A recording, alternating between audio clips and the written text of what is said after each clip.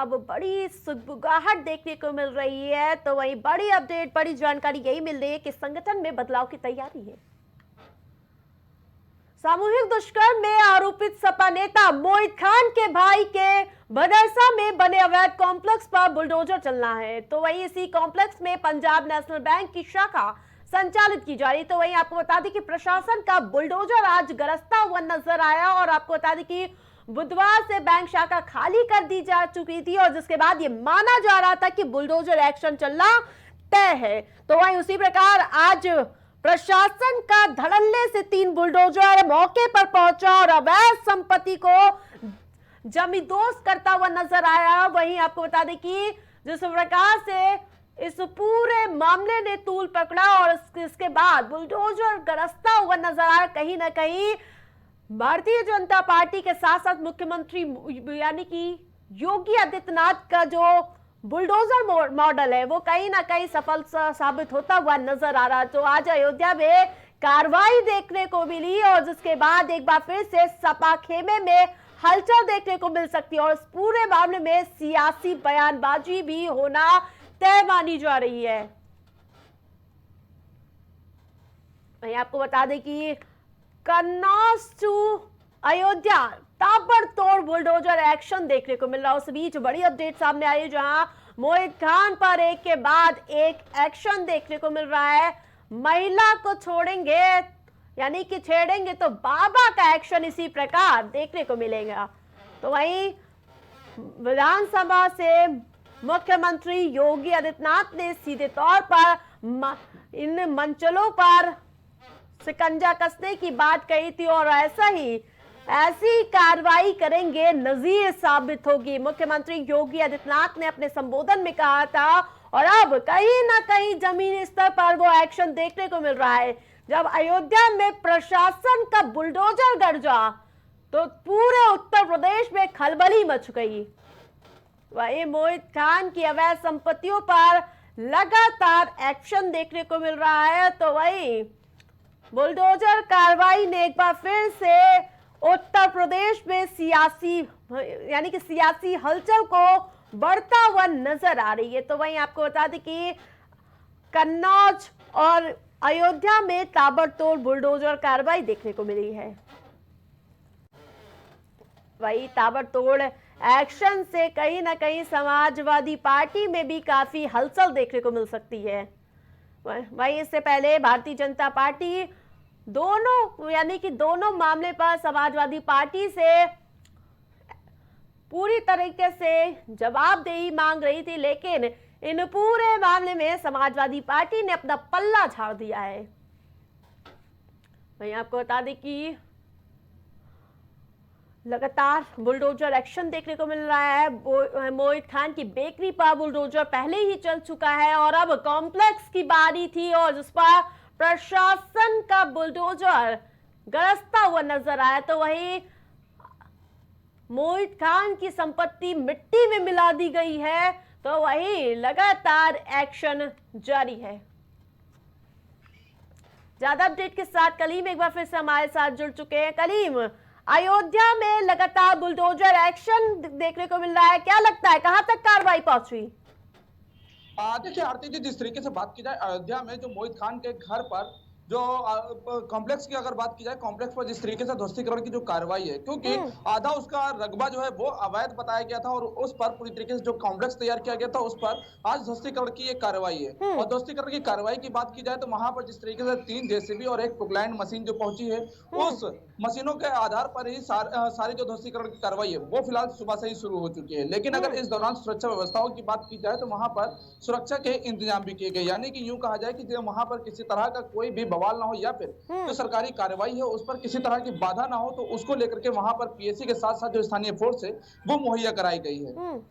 जी, करीब कन्नौज में भी बुलडोजर एक्शन देखने को मिला, अयोध्या में भी देखने को मिला। क्या समाजवादी पार्टी अब चुप्पी तोड़ेगी?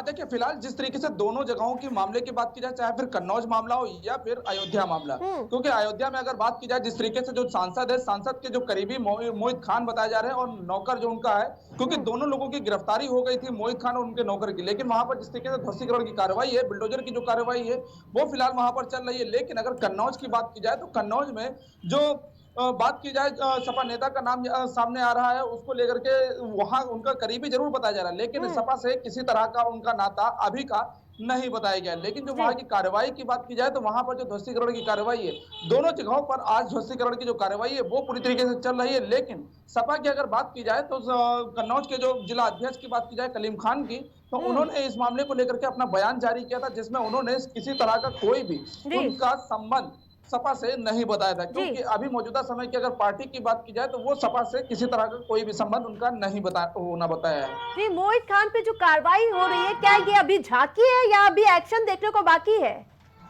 देखिए फिलहाल अभी जो झांकी और एक्शन की बात की जाए तो फिलहाल हम्म। एक्शन की अगर बात की जाए तो एक्शन तो फिलहाल शुरू हो चुका है, क्योंकि जी। पहले बेकरी पर कार्रवाई होना, उसके बाद फिर कॉम्प्लेक्स पर कार्रवाई होना, तो कहीं ना कहीं जो बुलडोजर की जो कार्रवाई की बात की जाए, जो उनके खाका तैयार करने की बात की जाए, जिस तरीके से उनके जो मकान बने हैं, उनका भी जो रकबे की बात की जाए, कहाँ पर तालाब की जमीन है, कहाँ पर जो सरकारी जमीन है, या फिर जो जमीन पर मकान बना है वो आवासीय है कि नहीं है, उन सभी हम्म। चीजों का ब्यौरा तहसील से भी मांगा गया है, जी। और उसी आधार पर ही ये पूरी ध्वस्तीकरण की जो कार्रवाई वो शुरू की गई जी, है। किसके निगरानी पर ये पूरी कार्रवाई की जा रही है अयोध्या में? देखिए फिलहाल जिस तरीके से अयोध्या में जो कार्रवाई की बात की जाए, क्योंकि मौके हाँ। पर एसडीएम तैनात है, एसडीएम के साथ साथ जो सेक्टर मजिस्ट्रेट की बात की जाए वो है, और स्थानीय जो पुलिस फोर्स यानी कि जो गेस्टेड अधिकारी हैं वो भी वहां पर पूरी तरीके से मौजूद है, और गेस्टेड अधिकारी की अध्यक्षता में ही वहां पर जो पीएससी बल तैनात किया गया है, उन सभी की निगरानी में ये पूरी ध्वस्तीकरण की कार्रवाई है, किसी तरह की वहां पर कोई भी सरकारी कार्य में बाधा ना बन सके। बिल्कुल कलीम, नजर बनाए रखिए। तमाम अपडेट के लिए बहुत बहुत धन्यवाद आपका।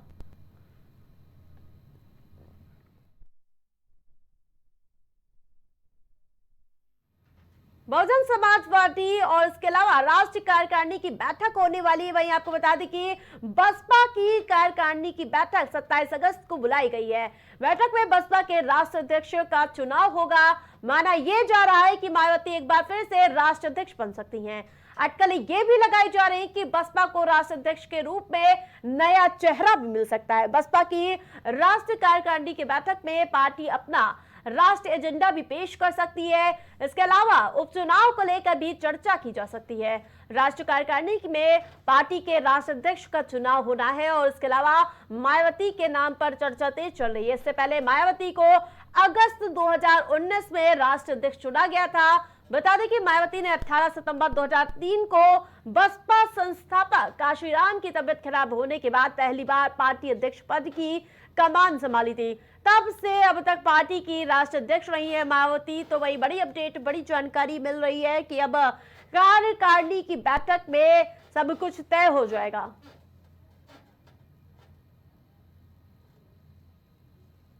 तो वही आपको बता दें कि लगातार पार्टियों में उपचुनाव को लेकर हलचल देखने को मिल रही है। इस बीच कार्यकारिणी की बैठक होनी है बसपा की, और जिसमें कई तरह के मंथन देखने को मिलेगा। इसके अलावा कौन अध्यक्ष होगा, माना यह जा रहा है कि कोई नया चेहरा भी मिल सकता है, लेकिन ये कयास है सिर्फ।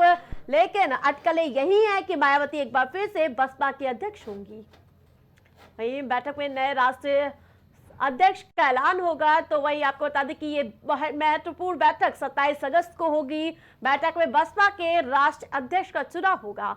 माना यह भी जा रहा है कि मायावती एक बार फिर से राष्ट्रीय अध्यक्ष बन सकती हैं। अटकलें ये भी लगाई जा रही हैं कि बसपा को राष्ट्रीय अध्यक्ष के रूप में नया चेहरा भी मिल सकता है। बसपा की राष्ट्रीय कार्यकारिणी की बैठक में पार्टी अपना राष्ट्रीय एजेंडा भी पेश कर सकती है, और साथ ही उपचुनाव को लेकर भी चर्चा की जा सकती है। राष्ट्रीय कार्यकारिणी में पार्टी के राष्ट्रीय अध्यक्ष का चुनाव भी होना है। मायावती का नाम की चर्चा, यानी कि मायावती के नाम पर चर्चा तेज है, और इससे पहले मायावती को अगस्त 2019 में राष्ट्रीय अध्यक्ष चुना गया था। बता दें कि मायावती ने 18 सितंबर 2003 को बसपा संस्थापक काशीराम की तबीयत खराब होने के बाद पहली बार पार्टी अध्यक्ष पद की कमान संभाली थी।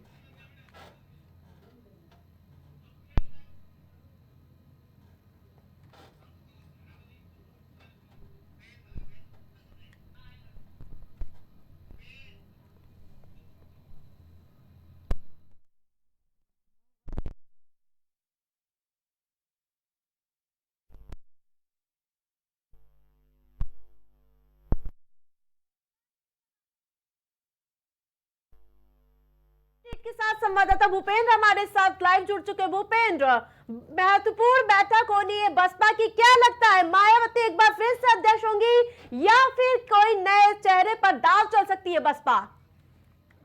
देखिए, जिस तरीके से जो है राष्ट्रीय अध्यक्ष का चुनाव होना है, जिस तरीके से लोग करने लगा रहे हैं, जिस तरीके से जो है राजनीतिक पार्टियां जो हैं, सब पार्टियों में खलबली सी मची हुई है। देखने वाली बात ये होगी कि चुनाव 27 अगस्त को होना है। अब चुनाव में वैसे जो लोग बता रहे हैं, अगर देखा जाए तो जो उम्मीदें लोग कयास लगा रहे हैं वो मायावती की ही लगाई जा रही है, क्योंकि उसके बाद कोई नया चेहरा भी आ सकता है, क्योंकि 27 अगस्त को राष्ट्रीय अध्यक्ष का चुनाव होना है। 27 अगस्त का दिन बेहद ही अहम हो सकता है बसपा के लिए, और साथ ही 27 अगस्त को चुनाव को लेकर भी मंथन हो सकता है। तमाम अपडेट के लिए बहुत बहुत धन्यवाद आपको।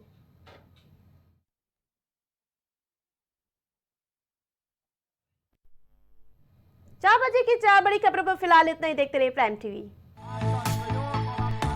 कुछ भाव पुष्प। आप देख रहे हैं प्राइम टीवी, सच साहस सरोकार।